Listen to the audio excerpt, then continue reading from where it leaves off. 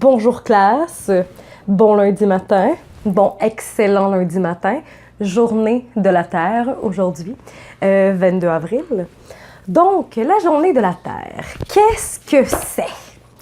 C'est la plus importante célébration environnementale par la société civile de la planète. C'est un événement annuel mondial qui a commencé aux États-Unis officiellement en 1970 par le sénateur du Wisconsin, Gaylord Nelson. En France, ça a commencé en 1990, les célébrations, tandis que au Québec, on est un petit peu en retard, on a commencé en 1995.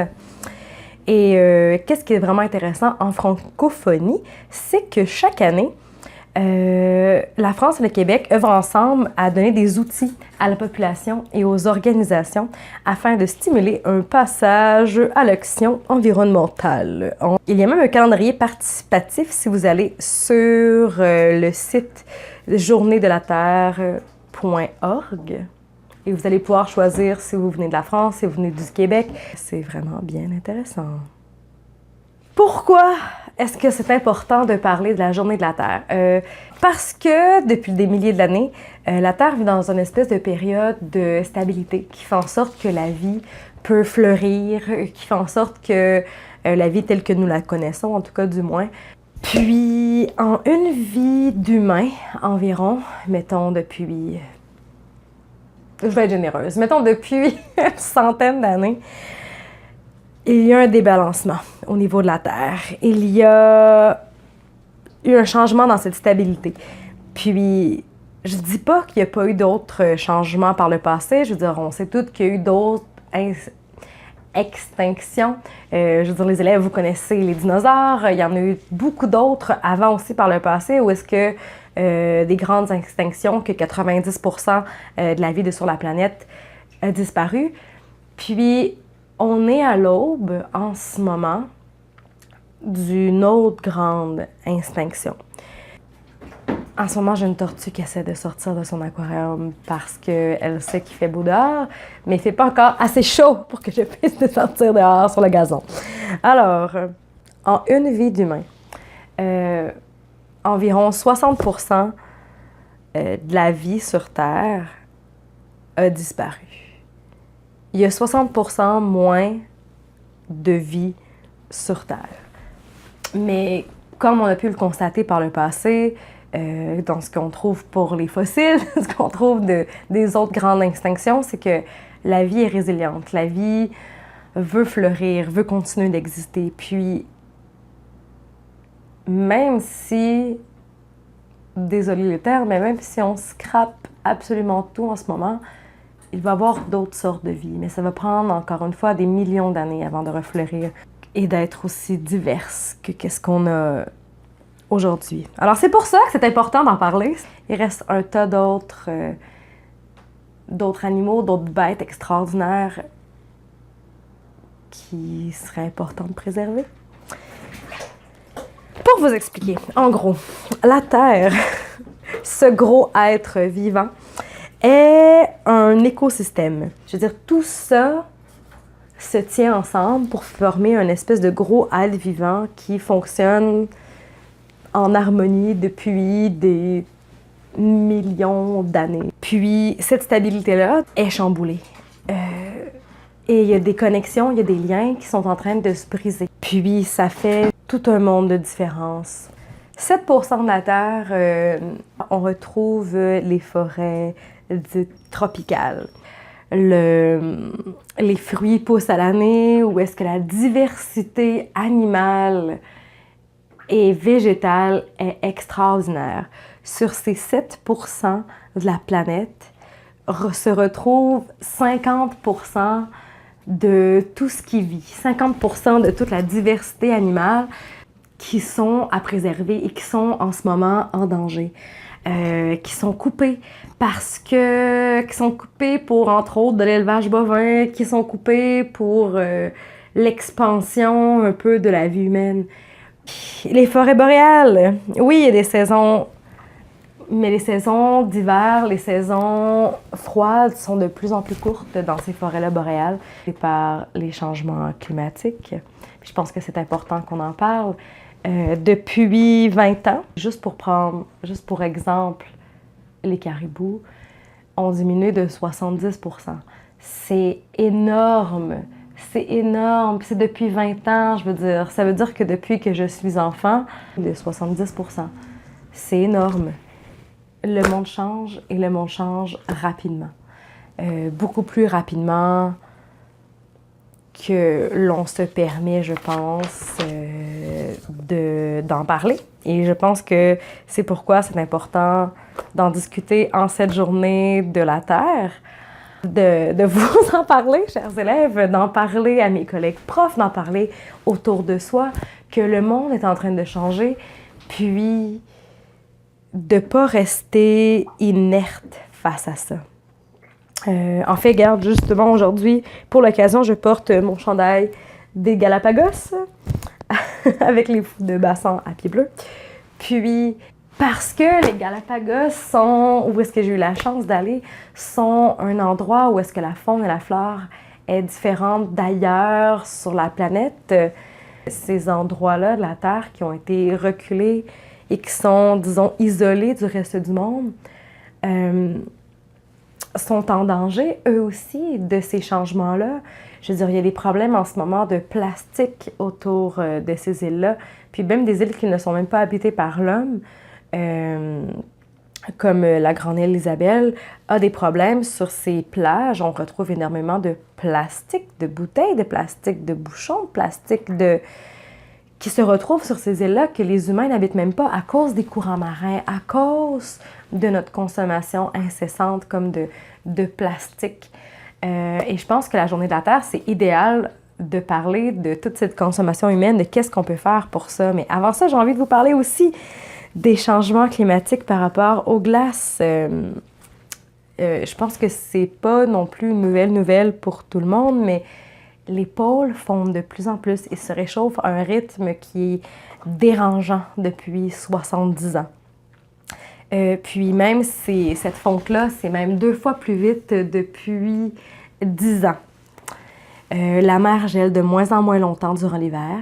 Puis le fait que la mer gèle moins, ça a des problèmes, en fait, c'est néfaste pour toute la faune. C'est difficile aussi pour tous les micro-organismes qui forment le plancton, étant donné que, en fait, sous la glace de ces mers-là, poussent des algues dont les micro-organismes, comme le plancton, en fait, qu'on connaît, se nourrit. Puis, depuis 50 ans, il y a la moitié moins de plancton dans les mers arctiques et dans les mers arctiques et antarctiques aussi.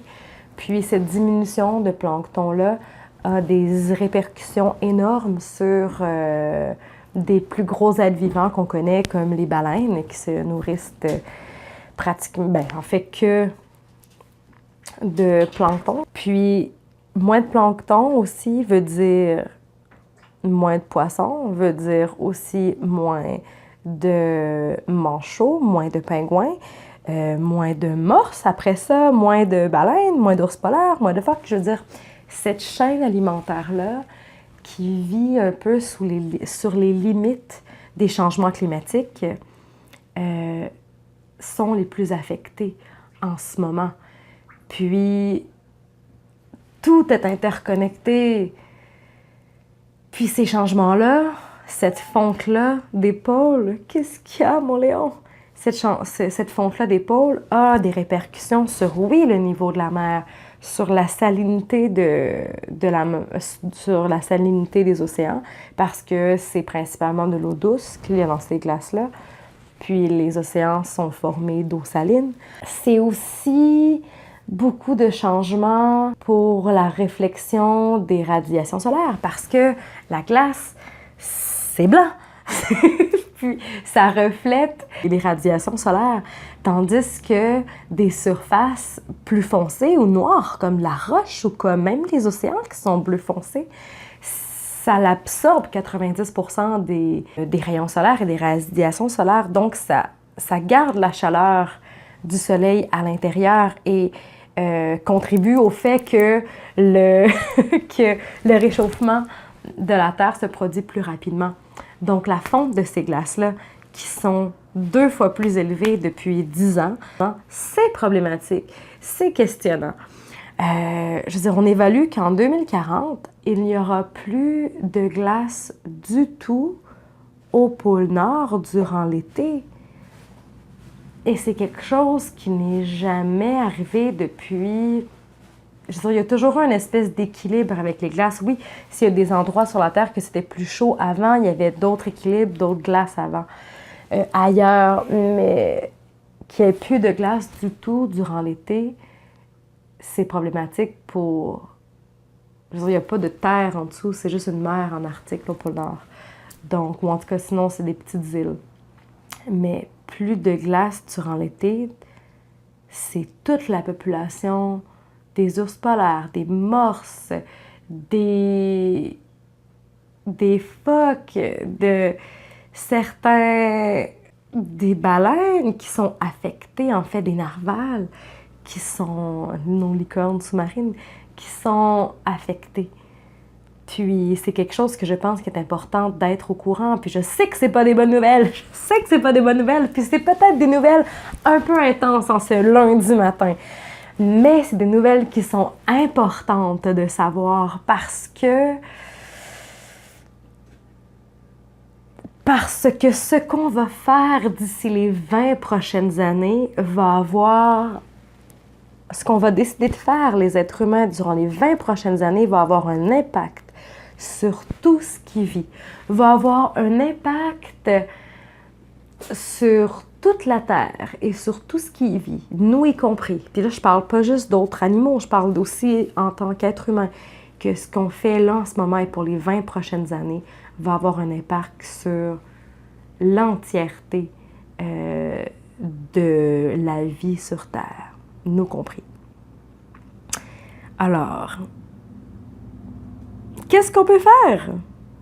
Qu'est-ce qu'on peut faire? Bien, en tant que francophone, je vous invite, c'est sûr, à aller voir le site internet jourdelaterre.org pour savoir localement peut-être... En fait, toute l'année, il y a un calendrier qui est vraiment toute l'année sur des événements qui se passent localement. Vous pouvez même aller taper votre code postal. Sinon, qu'est-ce qui est intéressant, c'est de calculer son empreinte de carbone. Qu'est-ce que c'est son empreinte carbone? C'est de savoir, avec là en ce moment, qu'est-ce que vous utilisez. Si, par exemple, vous avez des voitures, si vous habitez dans une maison, combien il y a de personnes qui habitent dans votre maison, sur combien de voyages vous faites par année, combien de déchets vous produisez. Ça calcule combien de terre il faudrait pour vivre à votre rythme. C'est quelque chose que j'ai fait avec des élèves par le passé, en faisant une espèce de moyenne de la classe. Je l'ai fait dans des milieux plus favorisés. Puis, dans ces milieux-là favorisés, on avait besoin de 4 heures et demie pour... si tout le monde vivait comme ces élèves-là, mais je veux dire, je me suis mise aussi dans cette moyenne-là, mais pour subvenir à ces besoins-là. Puis là, c'est sûr que c'est un milieu plus favorisé, donc qui dépense ou peut-être qui consomme peut-être davantage. Mais je vous invite à le faire à la maison, d'aller calculer votre empreinte carbone. Je l'ai fait pour moi aussi, puis juste individuel, et il fallait presque 3 terres pour subvenir à mes besoins si tout le monde vivait comme moi. Ça remet les choses en perspective parce que je veux dire, j'ai l'impression d'être quelqu'un qui fait des efforts pour les changements climatiques, qui fait des efforts d'éducation, mais qui fait aussi des efforts à petite échelle parce que quoi de mieux que de prêcher par l'exemple et de montrer une autre façon de faire. Puis même à ça, le fait que je voyage, le fait que j'ai une automobile fait en sorte que ça a un impact qui est grand sur la Terre et c'est pas toute la population. Si toute la population terrienne vivait comme qu'est-ce que je le fais, ça nous prendrait quand même presque 3 terres pour vivre. Alors, je vous invite à aller calculer votre indice de carbone, votre empreinte écologique. Plein de sites Internet qui le proposent. Oui, allez à la bibliothèque, pas obligé de vous acheter des nouveaux livres, mais allez à la bibliothèque, emprunter des livres. Comme j'en ai un depuis quelques années à la maison, c'est J'aime la Terre de Todd Parr, qui est un peu humoristique, puis mais agréable, les images sont bien, puis ça dit, exemple, je prends soin de la Terre parce que je sais que des petits gestes chaque jour font tout un monde de différence. Et c'est vrai, puis je pense que pour les enfants, ça peut être aussi facile que d'utiliser les deux côtés d'une feuille de papier, d'apporter ses propres sacs au marché. Puis, il y a toutes sortes de livres. Et là, c'est un livre qui date un peu plus, mais je veux dire, qui date de...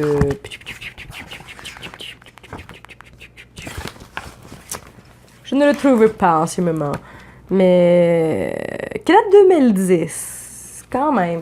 Puis, ça fait déjà 9 ans, puis il est encore très, très actuel. Puis, il y en a d'autres à votre bibliothèque pour vrai. Aller voir les élèves, aller voir des livres sur la Terre, sur l'environnement, sur les changements climatiques. C'est important. Puis, si vous êtes des adultes qui m'écoutez, si vous êtes des profs, si vous êtes des parents qui m'écoutez, allez faire un tour à votre bibliothèque. Qu'est-ce qu'on peut faire aussi de la récupération? Aujourd'hui, dans la plupart des pays industrialisés, il y a de la récupération. Faites du recyclage, s'il vous plaît. Dans les classes, dans les écoles, habituellement, on recycle seulement que le papier. C'est quelque chose que je trouve vraiment plate, mais il y a certaines écoles qui ont pris les devants et qui maintenant recyclent également le plastique, le verre et autres trucs. Puis, je fais partie d'une ville où est-ce qu'il y a du compost dans ma ville. Alors, j'ai même pas besoin de me casser la tête pour le compost. J'en ai à la maison. Donc, je peux composter toute ma nourriture, tout ce qui est... je veux dire, je peux composter mes cheveux après m'être brossé les cheveux, mes ongles d'orteil après. Je veux dire, compostez-vous. Compostez votre nourriture si vous avez la chance de... Sinon, oui, il y a des moyens de faire du compost à la maison, puis je vous encourage à le faire si c'est quelque chose qui vous intéresse.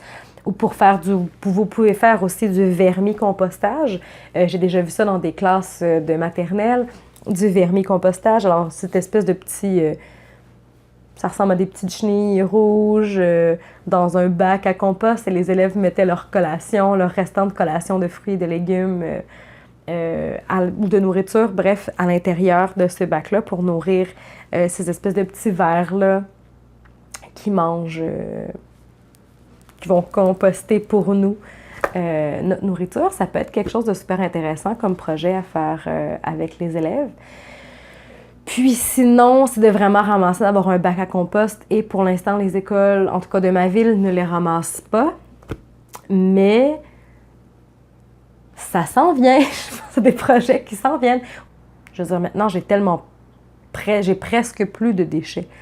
Allez faire un tour à votre éco-centre, demandez à vos parents d'aller à l'éco-centre, aller composter vos piles, vos CD, vos appareils électroniques, vos sofas. Si vous avez des vieux sofas, des vieux meubles, vous pouvez aller pas les composter nécessairement, mais les recycler là-bas. Puis c'est intéressant. Je vous invite à limiter votre impact, bref, que vous avez sur la Terre. Et comment limiter notre impact? C'est sûr que là, en tant qu'élève, c'est un peu plus difficile parce que c'est pas nécessairement vous qui allez à l'épicerie, c'est pas nécessairement vous qui faites les achats, mais je pense quand même que vous pouvez avoir un impact sur vos parents et que vous pouvez, juste en étant informé, en discutant avec eux. Je parlais tout à l'heure de l'empreinte écologique, bien je l'ai fait en classe, puis ces élèves-là en ont parlé après à leurs parents. De l'impact qu'ils ont sur la planète. Puis juste d'en être conscient peut faire vraiment tout un monde de différence. Puis ça peut être aussi de demander à ses parents d'apporter des sacs réutilisables à l'épicerie, là, s'il vous plaît. Là, en 2019, vous êtes capable d'apporter vos sacs réutilisables. Puis tu sais, je parle de sacs réutilisables, même pour les fruits et les légumes. Il s'en vend des petits comme ça. Tu sais, je pense que malheureusement, c'est fait en genre de plastique, là, mais C'est très efficace, ça pèse rien. Vous pouvez mettre vos pommes, vos oranges, tout ce qui est vos fruits et légumes en vrac à l'intérieur. Je vous encourage vraiment à le faire. Puis même, si vous ne voulez pas dépenser pour ça, ou si vous êtes des enfants, ça c'est encore mieux, je vous invite à prendre des vieux t-shirts. Parce que c'est parfait, là, c'est des grands t-shirts. Ça prend même pas de machine à coudre. Vous coupez les manches, vous coupez le col et vous coupez le bas comme ça du chandail en frange. Et vous faites des petits nœuds dans le bas et ça vous fait des sacs réutilisables. Vraiment géniaux. Alors oui, pour si vous êtes des enfants et que vous avez des vieux chandails comme ça qui vous font plus ou qui sont troués, qui sont tachés, ça peut faire d'excellents sacs pour les fruits et légumes parce qu'ils sont petits. Donc oui, les élèves, je vous encourage à faire des sacs comme ça. Ça aussi, c'est un chandail que j'ai adoré porter. Mais vu qu'il est blanc, bien, il avait plein de taches dessus. Il n'était plus utilisable et c'est maintenant un de mes sacs réutilisables préférés, autant que ça a été un de mes t-shirts préférés. Qu'est-ce qu'on peut faire d'autre avec des vieux vêtements, d'autres pochettes? Là, c'est sûr que vous pouvez le faire à la main ou à la machine. Une vieille paire de jeans que je trouvais cool et que j'avais depuis le secondaire, mais que j'ai décidé de coudre le bas. Puis maintenant, c'est mon sac de souliers de danse. Puis, qu'est-ce que vous pouvez faire aussi? Évitez le plastique si vous pouvez. Les élèves, évitez le plastique. Pour les emballages plastiques, oui, il se vend dans le commerce des wraps faits avec de la cire qu'on peut... J'ai vu aussi des espèces de ziplocs réutilisables en tissu. C'est quand même dispendieux, mais ça peut se faire. Sinon, maison, encore une fois avec des vieux t-shirts ou du vieux tissu. Ceux-là, ici, c'était des anciens pantalons de pyjama, de genre de flanelle, qui font des emballages assez extraordinaires avec la cire d'abeille.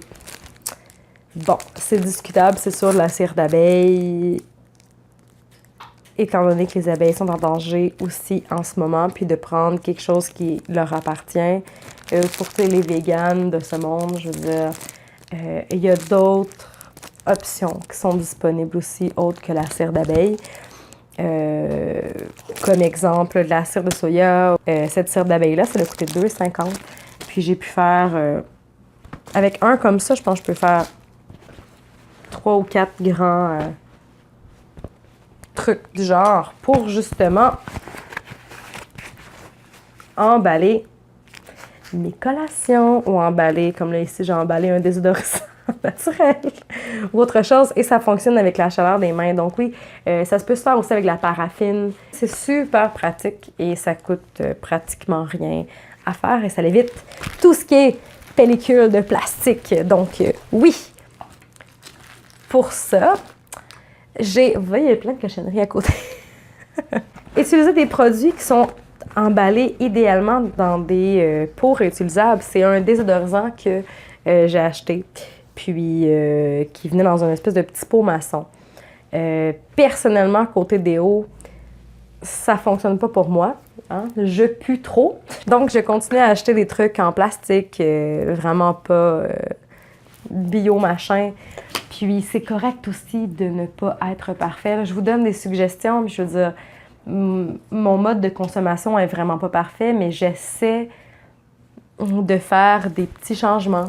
Je me promène souvent. Je suis cette prof qui emmène son café en général dans un pot maçon parce que ça coûte pas cher, puis c'est réutilisable et si tu le casses, c'est pas si mal. Je veux dire, tu peux en trouver un autre, c'est recyclable. C'est un pot qui est vraiment versatile. Tous ces plats lunch-là en verre ou même en plastique, je veux dire, j'ai fait la récupération de margarine, de plats de margarine. Puis en plus, c'est des vraiment très bons plats qui sont faits par Rubbermaid, qui sont étanches et que je récupère comme plat à lunch ou plat pour ranger des trucs. Mais j'essaie d'éviter le plastique, mais lorsque j'en ai, j'essaie d'en trouver de bonne qualité qui vont me durer longtemps. Trouvez-vous des bouteilles d'eau, surtout si vous habitez au Québec, de grâce.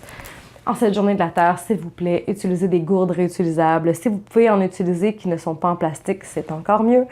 Si les seules que vous avez sont en plastique, utilisez-les. C'est important, ne prenez pas des bouteilles en plastique, s'il vous plaît. Surtout au Québec, où nous avons la chance d'avoir de l'eau potable à vraiment, vraiment, vraiment faible coût. Et on est extrêmement chanceux. Je veux dire, pas obligé d'être fancy. Mon amoureux a longtemps eu comme bouteille réutilisable une bouteille en verre de thé glacé qu'il s'était acheté. Puis ça a été sa bouteille réutilisable pendant 1 an et demi facile. Puis je veux dire, il l'utilise encore à l'occasion aujourd'hui. Donc, ça peut être simple. J'ai l'habitude de traîner avec moi mes ustensiles réutilisables. Juste pour essayer d'éviter, lorsque vous allez manger dans des casse-croûtes, d'utiliser des ustensiles ou des pailles de plastique. Et là, je le sais que, question paille de plastique, pour certaines personnes qui ont des handicaps, les pailles de plastique restent quand même quelque chose de vraiment nécessaire. Mais je pense que pour le commun des mortels qui n'en ont pas besoin, n'ayez pas de paille, ou juste une paille comme ça de métal, où il y en a en carton, il y en a aussi, j'ai vu, en silicone. Ça se lave bien, ça vient avec une brosse, ça pue pas, j'ai jamais tombé malade, puis Pour nos slotch, alors les élèves, vous pouvez aller dans une crèmerie et demander d'avoir votre slotch dans un pot en verre ou en plastique, comme dans les tasses thermos là, de café. De un, votre slotch fond moins vite. Truc. Puis les gens, au départ, oui, me trouvaient peut-être un peu étrange, mais c'est quelque chose qui est de plus en plus normal. Puis il y a même des endroits où est-ce qu'ils vous offrent des rabais si vous apportez votre truc réutilisable, parce que comme ça, eux évitent d'utiliser des verres en carton ou d'autres verres en plastique. Puis sinon... Oh! Une acquisition que j'ai faite en Europe, mais il y en a. Il y en a au Québec, dans des magasins comme Bureau en gros, puis même dans les papeteries en général. Je me suis procuré une plume, et une plume qui se remplit à l'aide d'encre. C'est sûr que j'aurais préféré avoir une bouteille en verre, mais en avion, le contenant était trop gros pour que je puisse l'apporter, donc j'ai pris une bouteille en plastique, malheureusement, pour cette encre. Mais oui, les élèves sont souvent fascinés par mon stylo plume, mais je vous invite à avoir des crayons comme ça qui puissent se remplir. Tant que je le perds pas, tant que je le brise pas, ça va peut-être le dernier crayon que je vais m'être acheté, dernier stylo que je vais m'avoir acheté dans ma vie. Soyez créatifs dans votre récupération. Soyez à l'affût sur Internet. En ce moment, il y a des pétitions pour bannir le plastique à usage unique et je vous encourage à aller les signer. C'est sûr que, comme je l'ai dit tantôt, il y a des personnes dans le besoin qui ont des handicaps quelconques qui sont obligées d'utiliser des pailles de plastique encore ou d'autres sortes de plastique comme ça ou de matériel vraiment léger pour leurs besoins quotidiens. Mais quand même, je pense que pour le 99% de la population, 98% de la population, le plastique à usage unique devrait être complètement banni. Il y a des festivals de musique qui sont des précurseurs en niveau environnemental, comme le Festif de Baie-Saint-Paul, qui justement utilisent des verres réutilisables et recyclables. Il y a même une consigne que si tu rapportes les verres, on te redonne l'argent. Je veux dire, c'est quand même cool pour ça. Que toutes, même les petits stands à hot dog ou à autre nourriture ambulante sont obligés, s'ils veulent participer au festival, d'utiliser des contenants compostables parce qu'ils ont du compost dans ce festival. Puis, donc c'est possible.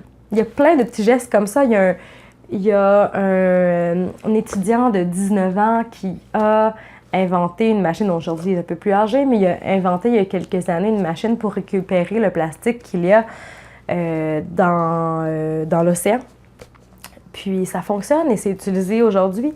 Donc, cessez pas d'être créatif. Il y a toutes sortes de moyens pour, justement, pour essayer de changer les choses. Ça peut être de prendre son vélo plus souvent. Regarde un autre truc chouette. Une caisse de clémentine. Si vous avez le luxe de vous acheter l'hiver des caisses de clémentine qui sont, j'essaie d'en choisir, qui sont en bois. Elles font d'excellentes petites bibliothèques ou petits espaces de rangement et s'empilent très bien. Oui! Pendant que j'y pense, je vous encourage, si vous êtes abonné à Netflix, il y a un super documentaire qui est sorti le 5 avril dernier qui s'appelle Our Planet et il est traduit en tout plein de langues. C'est 8 épisodes. Je ne les ai pas encore tous écoutés, j'en ai écouté 3 jusqu'à maintenant. Puis c'est magnifique, c'est un magnifique documentaire qui a été tourné durant 4 ans. En 4K, donc c'est une qualité incroyable. Profitez-en si vous avez des gigantesques écrans chez vous pour regarder ce documentaire-là. Puis, ça a été tourné dans 50 pays différents par une équipe de 600 personnes. Et ce documentaire nous parle de notre planète, nous parle de ces changements-là qui, je veux dire, qu'on peut plus ignorer, là, qui sont maintenant. Puis, vous encourage à poser des actions concrètes. Ils ont un site internet qui s'appelle ourplanet.org. ourplanet.org. Puis, qui vous encourage à faire avoir des gestes concrets pour changer le monde. Pour changer le monde, on n'a pas le choix. Je le répète et je le répète encore une fois. En cette journée de la Terre, je sais que j'ai parlé de plein de choses et je voulais pas que ce soit une vidéo ultra longue, mais je sais que ça va être long, mais c'est important. La journée de la Terre, c'est aujourd'hui. Puis, je pense pas que c'est la seule journée que c'est important de poser des gestes environnementaux, mais je pense que c'est une belle journée pour en profiter pour faire de l'éducation. Hey, écrivez-moi dans les commentaires, là. Qu'est-ce que vous avez fait aujourd'hui pour l'environnement? Qu'est-ce que vous pensez faire la semaine prochaine? Qu'est-ce que vous pensez faire le mois prochain? Qu'est-ce que vous pensez faire les mois prochains ou durant l'année? Puis, si vous pourriez inventer une technologie qui n'existe pas, ou des inventions, qu'est-ce que vous pourriez créer pour aider justement la planète, puis aider notre survie en tant qu'être vivant qui peuple cette planète-là? L'an prochain, 2020, 22 avril 2020, 50e anniversaire de la Journée de la Terre. Je vais être là. Allez-vous être là? J'espère. J'espère que vous allez être là. Puis j'espère que vous allez me raconter tout ce que vous avez fait pour l'environnement cette année. Alors voilà, fin de cette vidéo. Salut classe! Je vous dis à la prochaine pour une autre vidéo. Soyez sages, soyez créatifs. Puis... bonne journée.